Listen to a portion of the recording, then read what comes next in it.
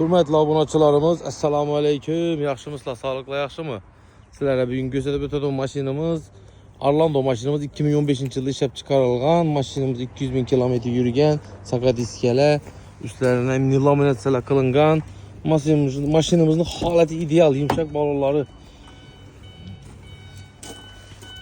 Holati vof, shim zo'r. Umuman aybi yo'q. Yurishlaridan, xodoyindan mini monitorlar ham qo'yilgan ekan bunga. Mashinamizning bahosi 108 million so'm pul tutibdi. Üstünde naqd bo'lgan bo'lsa, gelish beriladi.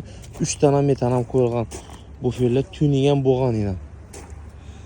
Ko'rib turganlaringizdek, teyna 2 metan, yuqoriga 1 metan qo'yilgan. Holati zo'r. 108 million so'm gelish beriladi. Ko'shkebir avtosavdo Zontik bozorimizda turadi mashinamiz. Bu videoni Orlando qarab yurgan do'stlaringizga yuborib qo'yinglar. Orlando so'rab yurgan do'stlaringizga. Assalomu alaykum yurtdoshlar, sog'liklar zo'rmi? Sizlarga bugun tanishtirib o'tadigan mashinamiz Jetour 90 Plus. 25 bin kilometr yurgan, kraskasi 100% rodnoy. Boshqa 90 Plus mashinalardan buni motor 2lik, polni zakaz bilan oldirilgan ekan Xitoydan. Yumshoq balonlar qo'yilgan, propan ustanovka bo'lgan. Endi vaqtda bilsangizlar bu mashinalarni 45 bin dollar olgan ekanlar vaqtida. 2024 da zakaz bilan oldirganlar, texnik pasport 23. Texnik pasport o'zi 24 ta kelgan mashin.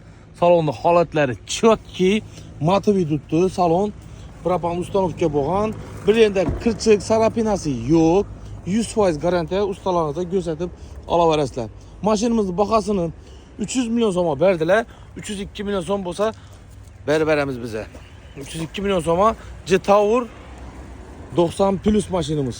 Holati zo'r, stok holatda turibdi. Mashinamiz ideal. Bir dana kamchilik ham yo'q.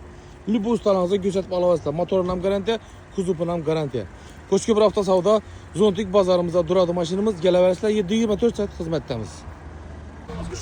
Abdusalni. Ah, rahmat.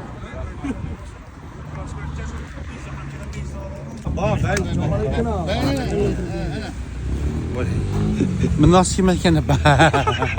Zato maskidan yaxshi. Mashinada turadi. Model isbari. Yüreğimde koyamam, ağa yüreğimde. Malades, rahmat sana. Sağ ol.